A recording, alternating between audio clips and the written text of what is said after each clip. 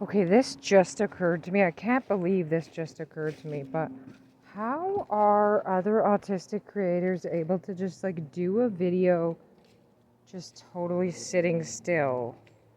I mean, like they often say, as they often say, once you've met one autistic person, you've met one autistic person. Like, that's how unique it is. But, like, I don't like to talk on the phone sitting still. That would feel uncomfortable to me. It's just nice to be able to just keep moving around. It feels more natural, helps you flow with your thinking, I feel like, by flowing around, moving.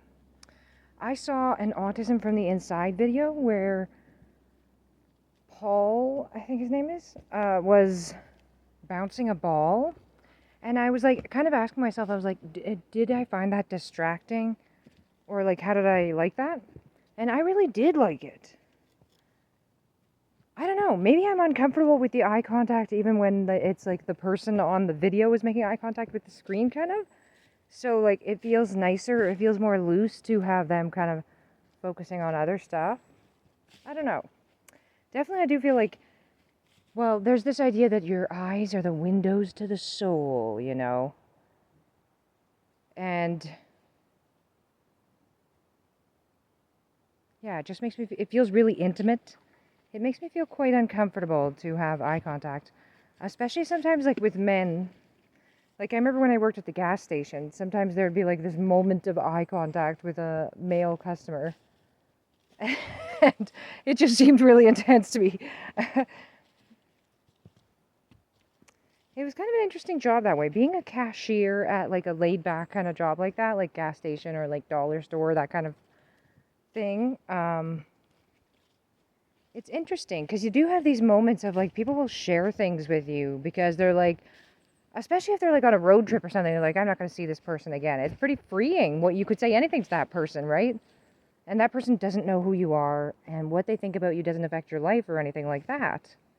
I don't know. I think it's a uniquely interesting social experience being a cashier because sometimes people will talk to you about things.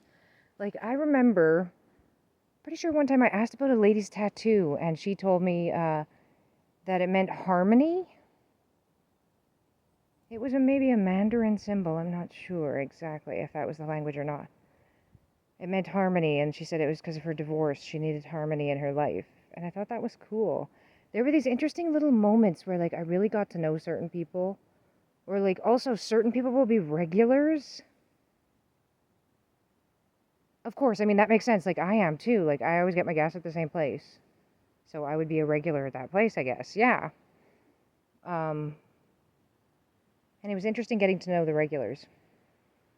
I figured out that one guy was homeless because he would always come in and get coffee, and sometimes he got the coffee for free, I think. He would just go to the other till. Like, I didn't know how to do it because I was kind of new there.